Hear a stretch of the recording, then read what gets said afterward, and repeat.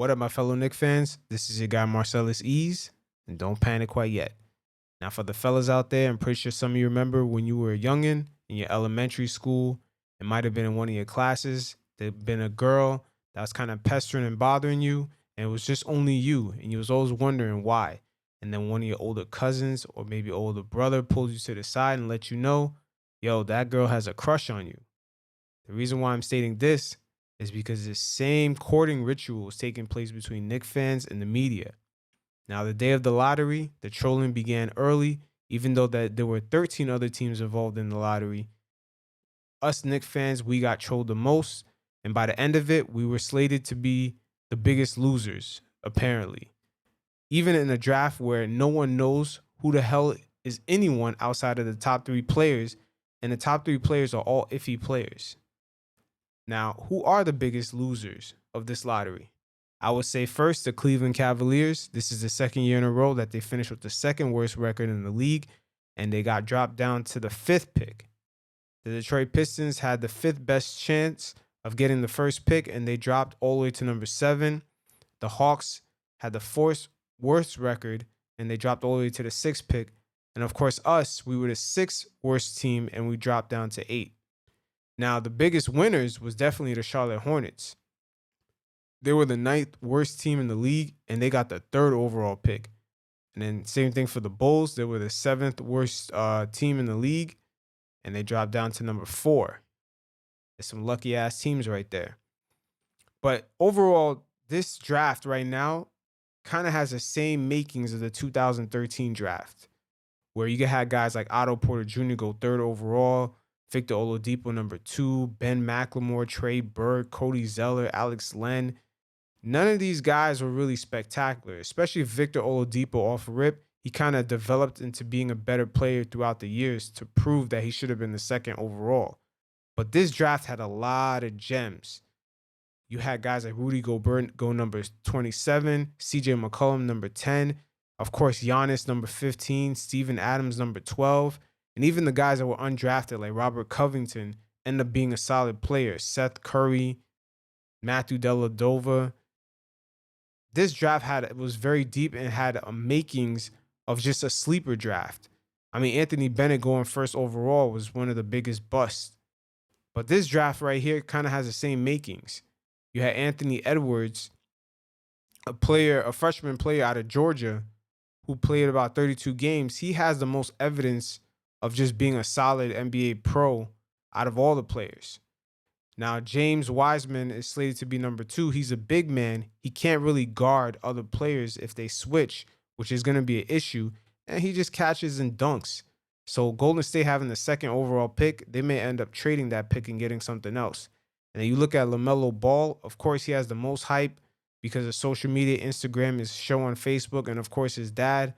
You know, the media loves him. He gets the clicks, just like how they love us. They love trolling us because we get the clicks. But going back to LaMelo Ball, he struggled in Lithuania. He was a little bit too young. But then when he went to Australia, he went to a league that sort of has a reputation of developing NBA players. He averaged about 17 points a game. He kind of did his thing, but overall, they gave him a large workload, and his shooting percentages were horrible. This guy shot about 25% from 3, 37% overall in his field goals. But once again, they let him chuck up a bunch of shots. So this is what they're going with. Outside of these top 3, there's no one. Everyone else is pretty much a question mark. So how the hell can we be the biggest loser if having the 8th pick and having the 11th pick or having the 6th pick or 5th is pretty much all the same? There's going to be a lot of gems because, once again, because of the pandemic, we don't really know what a lot of these guys nationally can do, and not even overseas. There's even less footage of these guys. So there's going to be a lot of gems in this draft. So you guys check out this footage right here, and every once in a while, I'll check in. Stephen A., I want to ask you, who do you think was the biggest loser in last night's lottery? Well, what else is new? The New York Knicks. I mean, desperately wanting them to get something. You mean being a native New Yorker, a diehard Knicks fan? It was definitely disappointing that we got bumped down in the draft, but I wouldn't say that made us the biggest loser at all.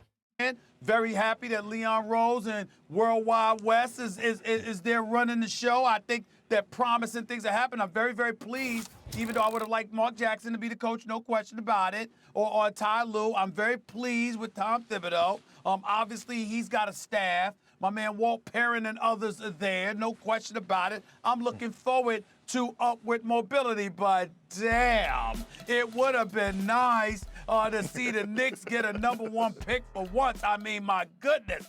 Now, Leon Rose is definitely prepared for this scenario because this draft is, like I said, is going to be very deep. And Walt Perriman, and he's got other guys on his staff. Another guy from OKC, another executive. Of course, we all know the executives around OKC's GM are really good and very especially good at scouting. So some of these guys are on Leon Rose's team. Maybe if Leon Rose looked a bit happy about being there, maybe they would have got the #1 pick, but it didn't happen. They got #8 overall. Here's the situation. I wanted this kid Anthony Edwards out of Georgia, KP. That's what I wanted. Did you see this brother against Michigan State in the Maui Classic when he dropped 37 looking like the second coming of James Harden or something? I wanted them to be in a position to get him or a Melo Ball, somebody like that. But Anthony Edwards, I'm a fan of this brother. He can ball. Now, Anthony Edwards does have the most evidence as he played 32 games, but we still haven't seen him in a major pressurized situation like the tournament. And Anthony Edwards, when he got interviewed, he said that he messed up in a lot of games during the season. And he's pretty much right about that. There's a lot of games in his game log where it's just iffy stats. Play both guard positions, can handle, can put it in the hole. I like him. He better be careful going to Minnesota, though, because they kill careers. They almost wasted Kevin Garnett's prime. And quiet as kept, it's actually on record. Stephen Curry's dad actually told Minnesota not to draft him because he understands that franchise is just going to waste. It's just going to waste your talent, waste your time. I like him a lot. And he reminds me, I think about Donovan Mitchell and how people slept on him. They ain't sleeping on Anthony Edwards because he might be #1 overall. But I was just hoping that the Knicks would be in a position to get him, Ball, or Wiseman. And I don't know why Wiseman. Now, Wiseman only played about 3 games in college before he got hurt. And once again, he's just sort of like a DeAndre Jordan archetype. A big man who can't guard other positions on the switch. And he just, just pretty much dunking and alley hoops. So the league is not trending in that direction. So I expect Golden State to actually trade down, trade that pick away, maybe gain some assets or use that, that clause that they have for getting a player of Andre Iguodala's salary. They have a clause in which they could trade a pick and get a guy who makes over $17 million a year. Fortunately, I mean, it's #8. I don't know who the hell the 8th best player is in this upcoming draft. There's been a bubble. There ain't been no basketball games for months. We didn't get to watch. We didn't get to see March Madness. I don't know what the dudes in Europe got. I ain't got tapes on them yet. Exactly. A lot of people don't have any tapes on these guys. There's a lot of guys that's going to be coming in from different countries. We have no idea what they can do. Even on a national level, here in the States, we have no idea what guys are about. So you're looking at from like the 5th pick on, it's pretty much question marks. So I don't know. All I know is this. The New York Knicks ain't in the top 5. They ain't in the top 3. They're not #1. For the first time, we can actually get over that this year. I mean, if we didn't get the #1 pick, it doesn't matter after that. My response to that is, damn it, yet again. Now, look, the Knicks are actually not the biggest losers of draft night. They're the biggest losers, period. They got the biggest loser owner and a fish rots from the head down. Now, Max Kellerman right here, he stated that before that he has an issue with James Dolan because the media company that he worked for, James Dolan tried to silence them. And like I said, the media, they act like some sort of oligarchy. You mess with one branch of the media, you mess with all of them. And they definitely got a bullseye on James Dolan. That's a major issue for the franchise to overcome. They got to overcome the media. Not only players got to overcome other teams on the court, they just got to overcome the media because it's just such a bullseye on James Dolan. So that's a loser franchise for sure. This but hope the biggest rises, loser Max. might be D'Angelo Russell. The biggest loser might be D'Angelo Russell, who may have just lost his job again to another Ball brother. Like, that would be weird. But let me get to the Knicks, Stephen A. Number one, even if they had the number one pick, I guarantee you they wouldn't draft the right guy. There's only one guy to draft. That's Edwards. I mean, LaMelo Ball only has 12 games in that Australian league, and that's playing against guys that we don't know who they are, and it's pretty questionable. It's not like he played in the best league outside of the NBA, which is the league in Spain.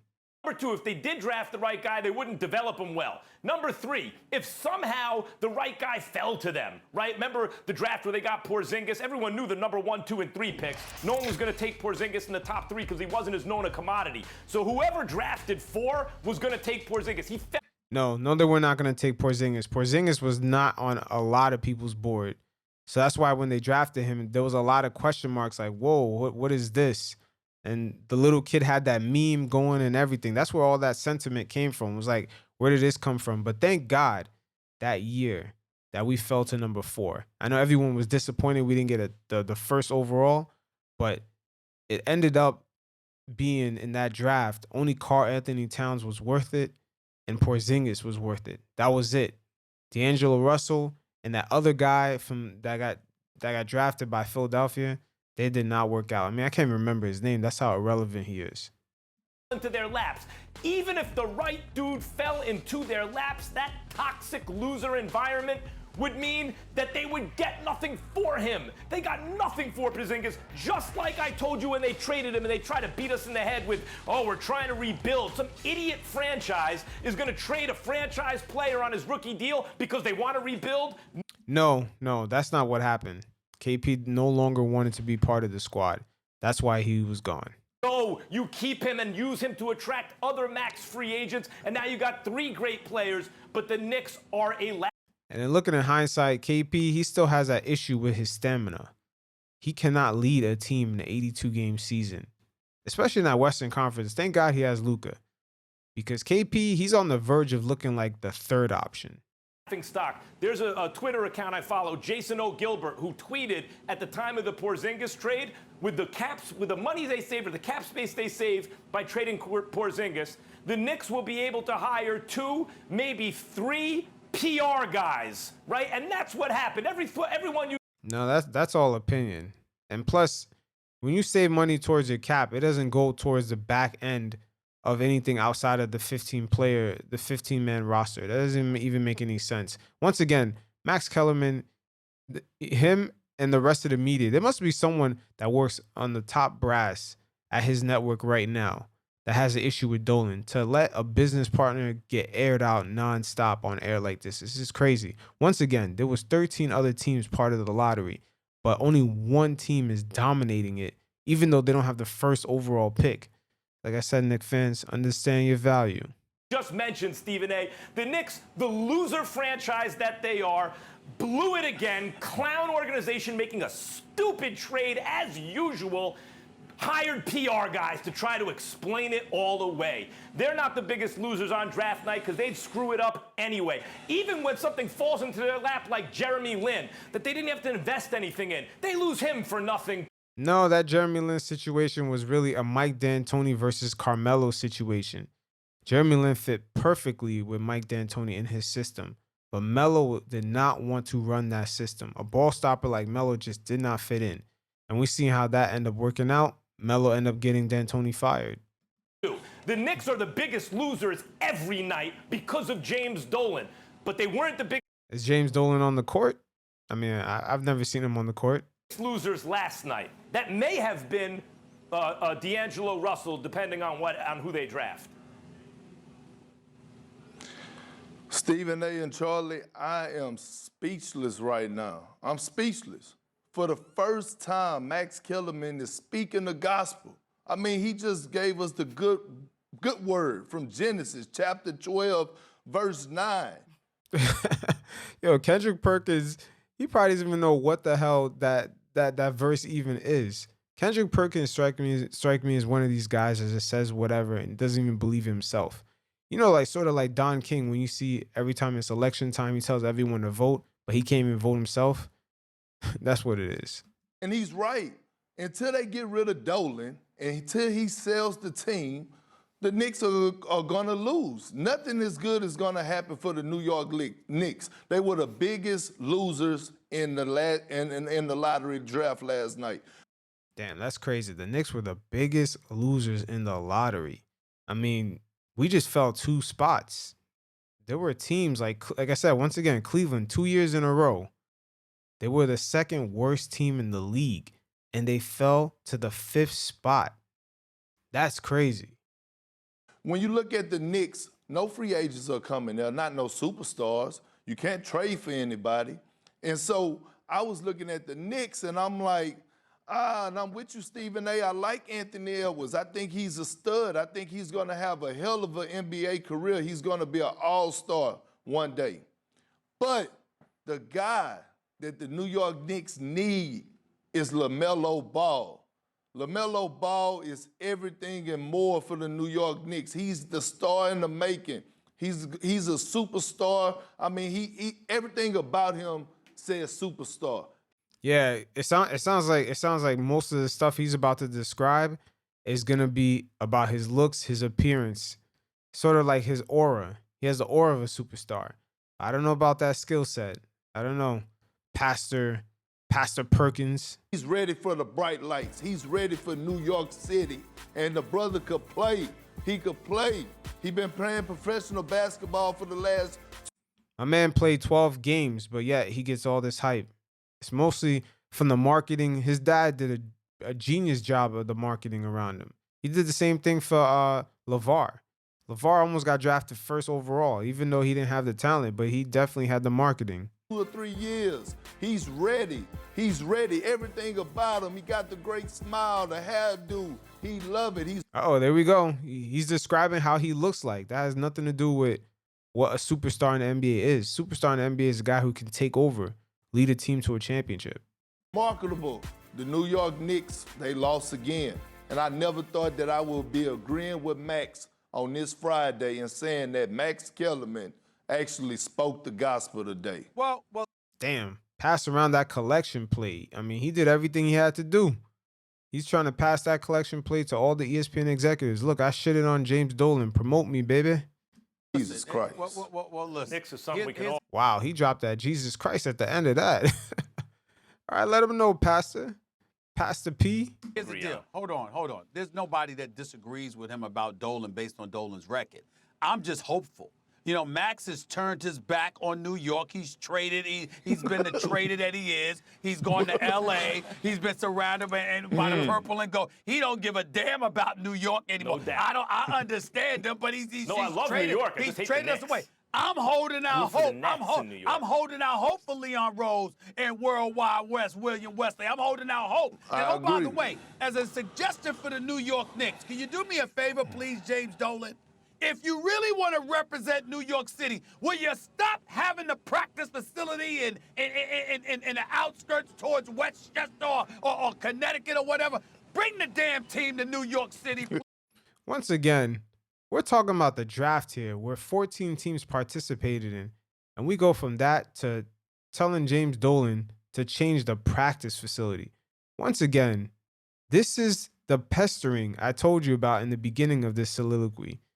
The pestering from that young girl when you was in elementary school, and then you just need an older cousin or even like a teacher or something pull you to the side and be like, yo, she likes you, man.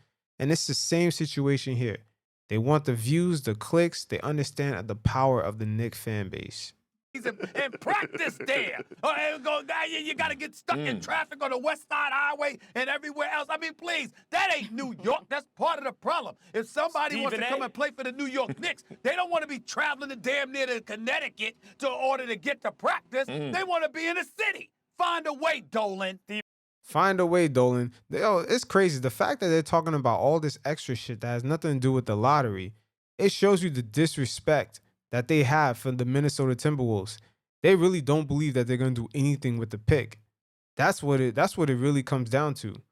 Like I said, Stephen Curry's dad is on record as telling Minnesota not to draft his son. And they almost wasted Kevin Garnett's prime years. Gotta be very careful. Do something. What? Perk, I'll tell you this. The reason the Knicks have the heart of New York is because they ran unopposed for decades. The Nets were in Jersey. The Nets are in Brooklyn now. Which means nothing.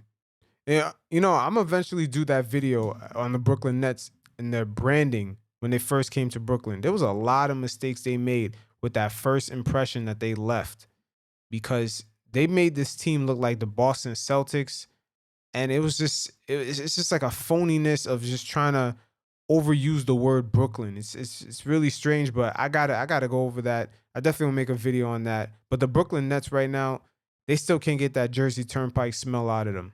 New York has another team now. The Knicks are yesterday's news. I guarantee you the Nets will become the heritage franchise in New York City, and the Knicks had always been a clown franchise under Dolan, will be second-class citizens in New York. No, they won't. Even with Kevin Durant, Kyrie Irving, those two guys, they don't have the gravitas. They don't have the coolness to tell people, hey, come fuck with Brooklyn over the New York Knicks. Nah, I don't think so. Kevin Durant, first of all, he followed Kyrie there. Then Kyrie's a guy he keeps to himself, man. It is what it is. It's happening now. Hasn't happened all the way yet, but it's happening now. Who got KD? Who got Kyrie? Well, Who without has KD Paris and LeVert? The Brooklyn Nets didn't even know they were getting KD and Kyrie. They knew they were getting Kyrie, but they didn't even know they was getting KD. That's out of their own mouths. So KD just let them know, like, hey, I'm coming there. And it's just like, hey, what the fuck? I didn't know we were getting him too. I mean, it is what it is. Kyrie, they're still better than the Knicks. Who just was in the play? Huh? Without KD and Kyrie, they're still better than the Knicks.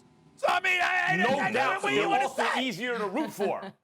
They're also the glamour team in New York. So I would suggest to all. They better be better than the Knicks. All them picks they gave away, all that rebuilding that they did, all that losing.